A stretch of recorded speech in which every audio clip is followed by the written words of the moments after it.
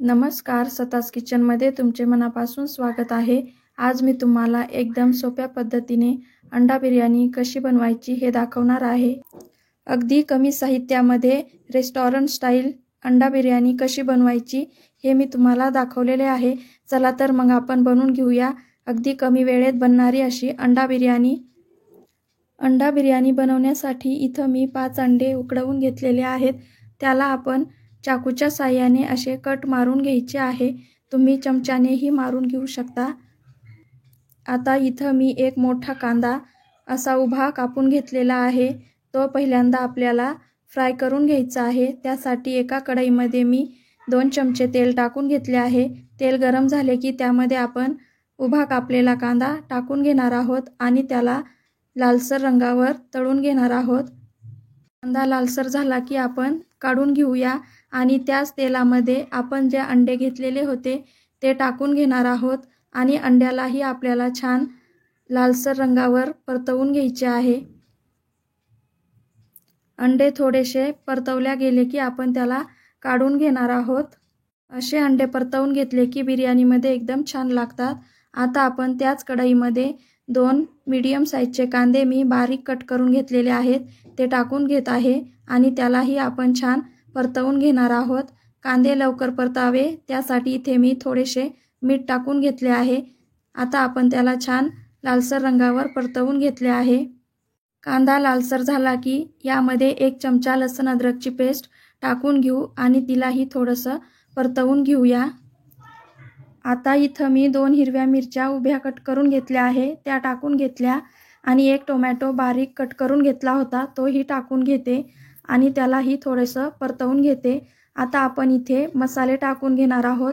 पाऊण चमचा हळदीची पावडर टाकली आहे आणि 2 चमचा लाल मिरचीची पावडर टाकली आहे आणि 2 चमचा बिर्याणी मसाला मी टाकून घेत आहे। मसाले तुम्ही तुमच्या आवडीनुसार कमी जास्त करून घेऊ शकता। आता आपण अर्धा चमचा मीठ टाकून घेणार आहोत। मीठही तुम्ही तुमच्या चवीनुसार कमी जास्त करून घ्या। आता आपण याला छान परतवून घेऊया। मसाले थोडेसे परतवले की आपण गॅस बंद करून घ्यायचा आहे आणि यामध्ये आपण 3 चमचे दही टाकून घेणार आहोत।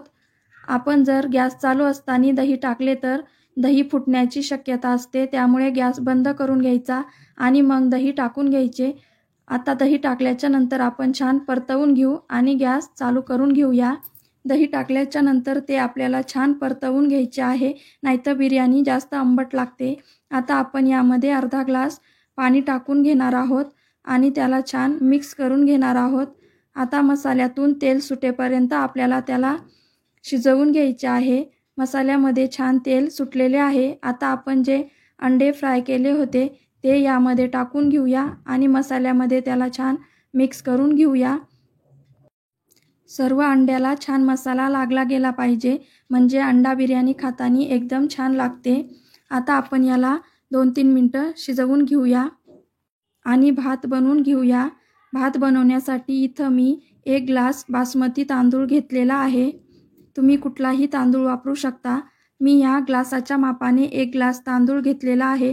त्याला अर्धा तास भिजवून घेतले होते। आता आपण त्याला शिजवण्यासाठी एका पातेल्यामध्ये 4 ग्लास पाणी टाकून घेणार आहोत। पाणी आपल्याला जास्त टाकून घ्यायचे आहे, म्हणजे भात मोकळा शिजतो। आता यामध्ये आपण 2 तेजपान, 1 मोठी वेलची, 1 छोटी वेलची, 1 चक्री फूल आणि 3-4 लवंग आणि 3-4 मिरे टाकून घ्यायचे आहे आणि 2 दालचिनीचे तुकडे टाकून घेणार आहोत। असे खडे मसाले टाकले की बिर्याणीला एकदम छान टेस्ट येते।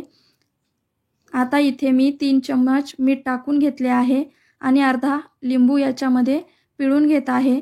लिंबू पिळल्याने आपला भात छान पांढरा शुभ्र होतो। आता त्याला उकळी आली की यामध्ये आपण जो भिजवलेला तांदूळ होता तो टाकून घेणार आहोत आणि त्याला शिजवून घेणार आहोत। तांदूळ आपल्याला 80% शिजवून घ्यायचा आहे।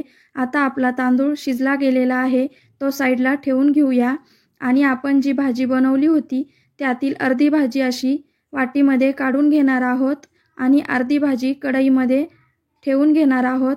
आता आपण यामध्ये जो शिजवलेला तांदूळ होता तो टाकून घेणार आहोत। आपण गाळणीने भात गाळून घ्यायचा आणि मग तो असा भाजीवर टाकून घ्यायचा.